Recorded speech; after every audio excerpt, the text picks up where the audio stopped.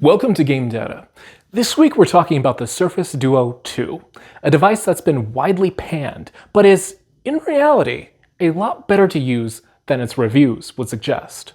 The Duo 2 launched back in October 2021 with the hopes of improving on the concept first presented by the original Duo a year earlier. It's a phone, it's a dual-screen tablet, it's a love letter to folks who love pairing Android with fun form factors for frivolously fantastic productivity goals. It's also in a tougher spot than the Duo 1 was when it first launched, since 2021 was really the first year folding screens started to peak their way into mainstream viability.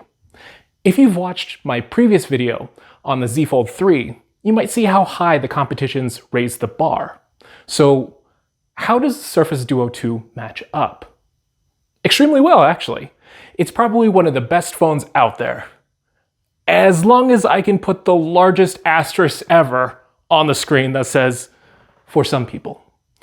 If that sounds a bit surprising, even with the asterisk, don't worry. I have this whole video to show you how the Surface Duo 2 actually delivers on some promises, while bringing its own unique set of caveats. Alright, with that out of the way, let's get started.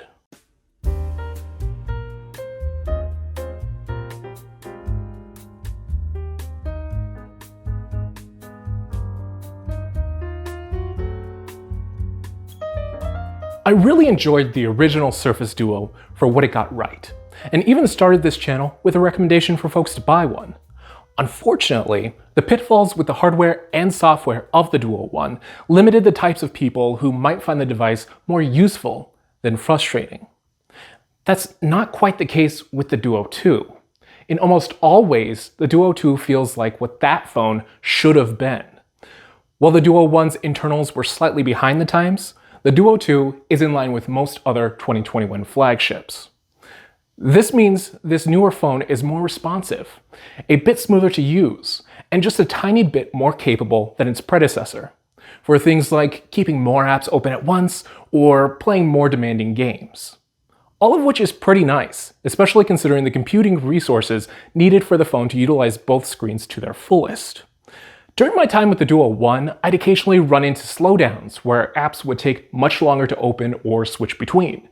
I'd typically chalk that up to the phone only having 6 GB of RAM, and wouldn't you know it, the Duo 2 with its 8 GB of RAM hasn't shown the same issue in the past month I've been using it as my primary device.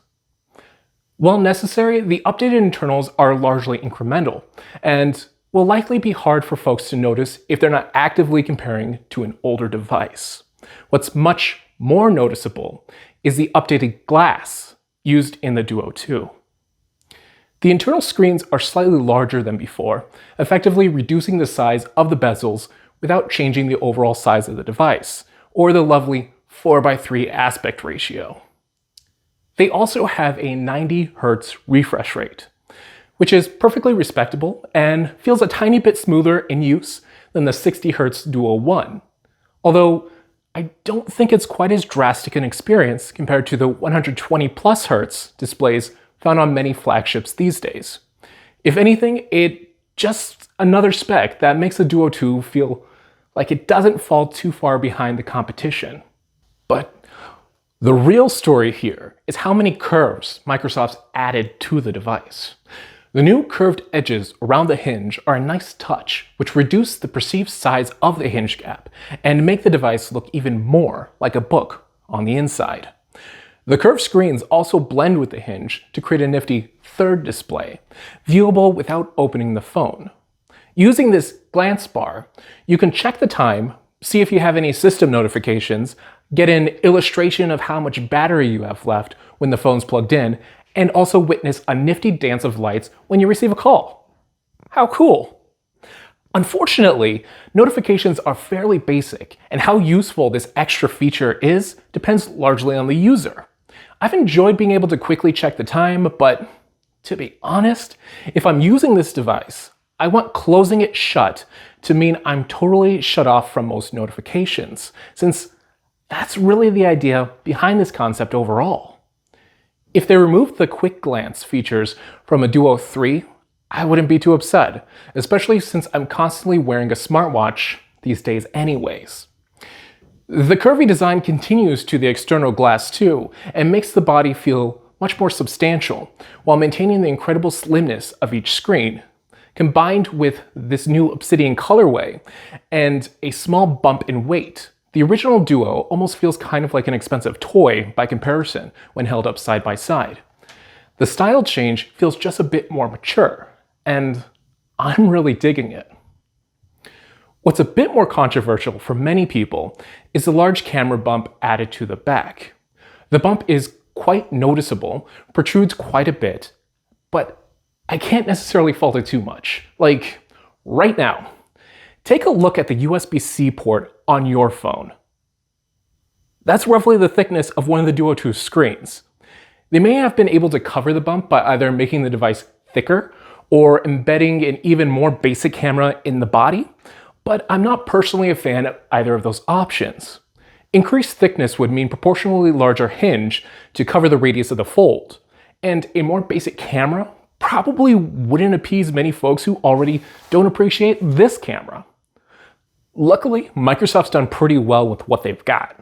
For example, the surface of the camera is sloped a bit, which allows it to lay flat against the opposite screen when folded back, or allowed to lay flat on a table. The only downside to this approach is that folding the screens back now creates a gap between the screens and causes the screen in use to slant a bit. It's awkward for the first couple days of use, but has really become a non-issue over time. Although I can't necessarily decide whether it's more or less comfortable to hold during regular use than not having the gap present at all. Oh, and one of the coolest parts is actually the new camera software. Obviously, the external camera can only be used when the phone is open, but that's not so bad, to be honest. And the camera app spans across both screens to provide quick previews of new photos and simple photo editing tools. Plus, switching it to the bottom screen allows for a 90-degree viewfinder, which is something really cool that I've never actually seen in a smartphone before. What about the photos? Does it actually take good photos? You know, I'm personally not a camera person.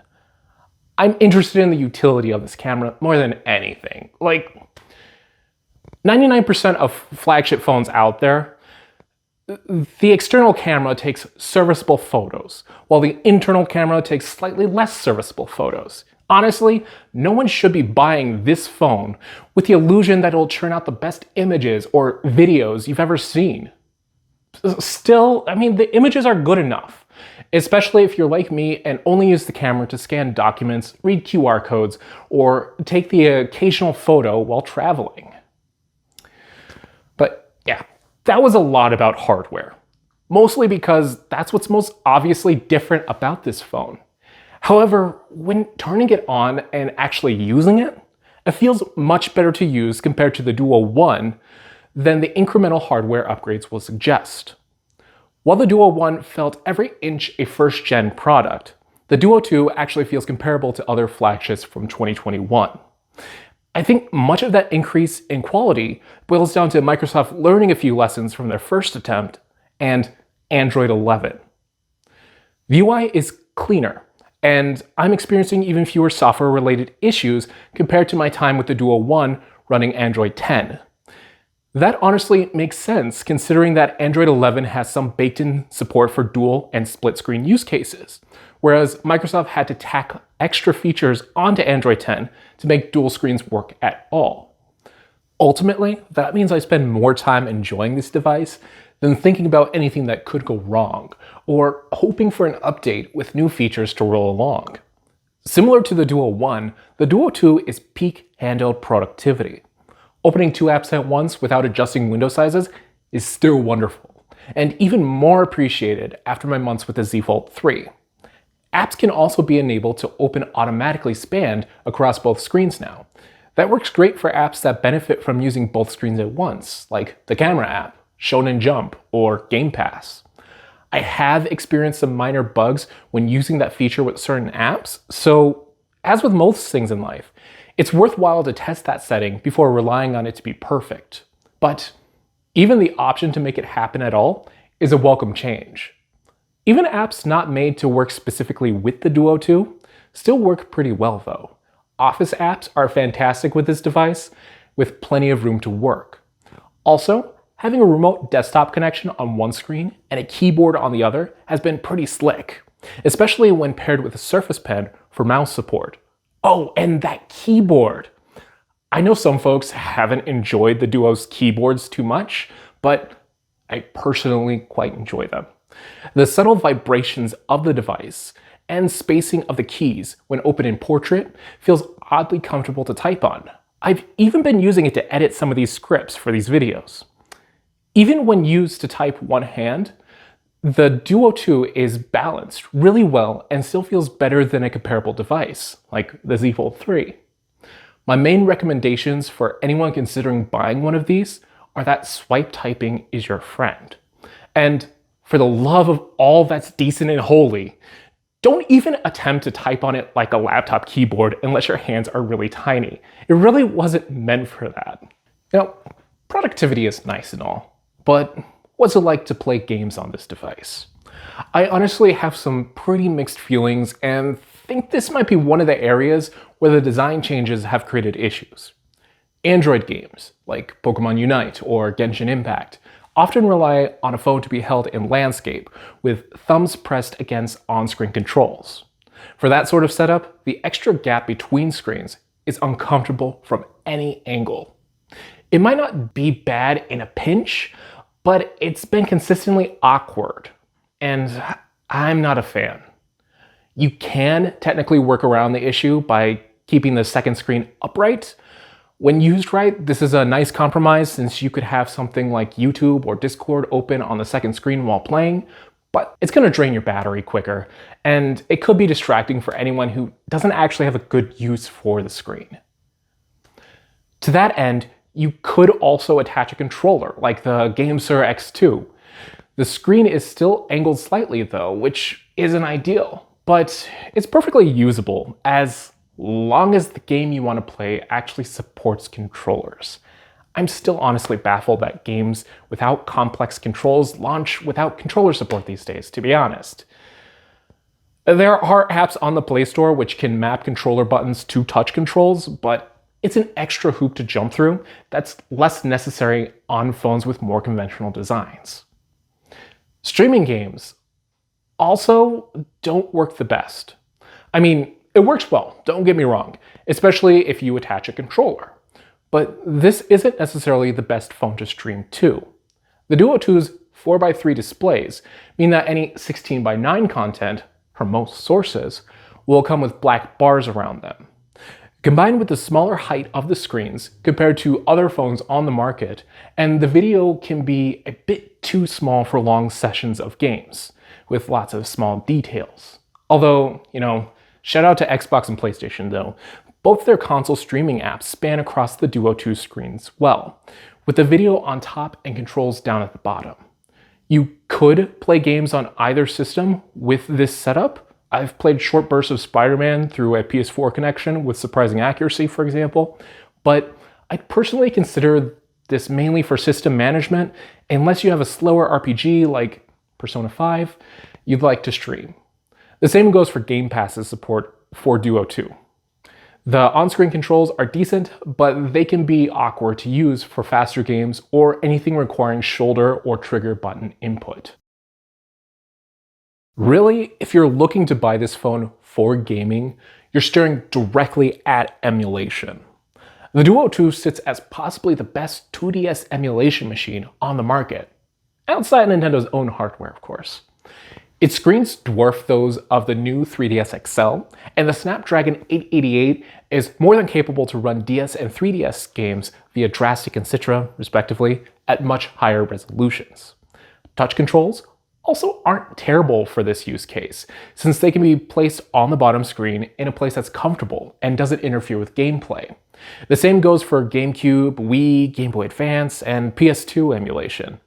Essentially, anytime you can shift the controls to the bottom screen for any gaming app, the Duo 2 really shows off how useful that second screen can be. Now, As usual, this mainly applies to less action-packed games. For any game requiring quick, precise inputs, experiences with touch controls can vary. Attaching a controller works well in these cases, and if you don't have a special controller that can grip onto the phone well, using the second screen as a kickstand never fails. That extra slant created by the camera bump can actually work quite well for this use case too, for anyone sitting at a table and wanting to sit their phone directly in front of them. In general though, if you're emulating a system that works well with the Duo 2's 4:3 aspect ratio, there's a good chance it'll be more comfortable to use than most other phones out there. Virtually no black bars, unobtrusive touch controls, built-in kickstand.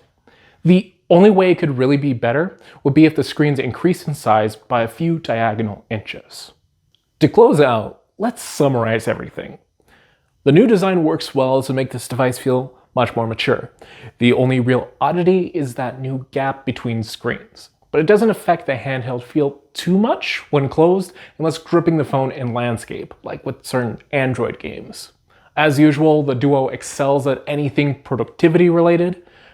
Outside productivity, gaming can be a bit of a mixed bag, but emulation, especially for DS and 3DS games, is pretty much better than what you'll get with most other devices.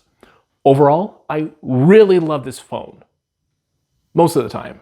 Actually, I'd say about 95% of the time. If I could break it down, I'd say at least 40% of the time I enjoy using it more than my other devices. 40% of the time, it's about the same. 15% of the time, I could maybe do something better on a different device, like my Z Fold 3, but still enjoy using it in general. And then 5% of the time, something wrong happens that makes me the tiniest bit frustrated. For example, there's a bug when playing Bluetooth audio where the audio I'm listening to will automatically get paused if a video with sound could be played on one of the screens, even if I've muted the video. When using Android 11 conversation bubbles with Facebook Messenger, links and photos refuse to open at all. I've also noticed the lock screen becoming unresponsive on occasion when I open the device in certain ways. Just little things that aren't frequent and aren't fairly easy to ignore or work around. For me. But I'm admittedly not a typical consumer. I'm enthusiastic about new tech and view troubleshooting errors I encounter as a fun challenge rather than a catastrophic event. On the other hand, Emily, how would you respond to random apps crashing on your phone every once in a while for no reason while you're using the phone? I'd probably cry. And that's not unnatural. For many people who aren't engrossed in technology, a device that has something go wrong or unexpected 5% of the day might as well be a panic switch that's pressed 50% of the time. Any small error can and will be magnified by 10 times in the mind of an average consumer. Paired with the painful price tag of this device is near perfect for someone like me, but can't be recommended to anyone who isn't willing to put up with the occasional hiccup. At least, not until the price comes down quite a bit. With a bit more polishing to reduce that 5% to maybe 1%, and a price drop to maybe under $1,000, this phone could make for a more compelling buy for anyone who really is into emulation or who spends a ton of time working from their phone, even over other foldable devices on the market. So, what do y'all think of the Surface Duo 2? Is it a device that you'd be interested in getting for yourself? Let me know down in the comments. Also, if you enjoyed this exploration of the best dual screen phone to date, go ahead and click that like button. And hey, click that subscribe button too. It'd be pretty fantastic. We're releasing new videos at least every 2 weeks and have plenty of cool tech nerdery on the horizon. Until next time, catch you later.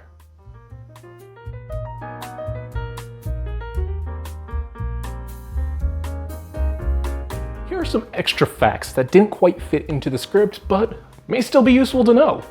Number 1, the Slim Pen 2 and pen cover combo are actually pretty awesome with fairly strong magnets. We'll have a video in the future talking more in depth about both, but it's worth looking at if you have a need for a stylus and don't mind spending an extra $200. Yeah. When folding one screen back, for the second fact, the phone now automatically chooses the right screen as the screen to keep on. Considering the Duo 1 had a problem detecting which screen was the active screen, this is a welcome change. You can also change it back in settings if you'd like. How neat. Fact number 3, another update is that the fingerprint sensor is now in the power button instead of its own space on the phone's body. It works quite well most of the time, and I've got no complaints so far. It's great. Fact number 4, for quick photos without opening the phone, you can also set a double tap of the power button to take a picture. Obviously, you wouldn't be able to frame the photos in any way, but it's still pretty neat for random shots. Number 5, the phone also stays closed with some pretty strong magnets, which means there's not too much of a chance of screens moving unintentionally in most scenarios where that would matter, like a pocket. However, unintentional movements are... However, intentional movements are really smooth and take little effort. Number 6, screenshots and screen recording automatically capture both screens. Even if one screen is turned off, it's actually kind of annoying when unintentional, but it's better than the alternative of having neither feature, like the Duo 1 for most of its life so far until this week. Number 7, my one main gripe about this phone is the missing pixels where the hinge lives. My ideal future is one where either the screen becomes tablet-sized like the Surface Neo, or the curved screens eventually curve in more to eliminate the hinge gap entirely. Okay, enough facts for now. It's actually time for me to go and check that new Pokemon game. Although, hey, thank you so much for watching all the way to the end. I really appreciate you and hope you're having the best of days. Catch you later.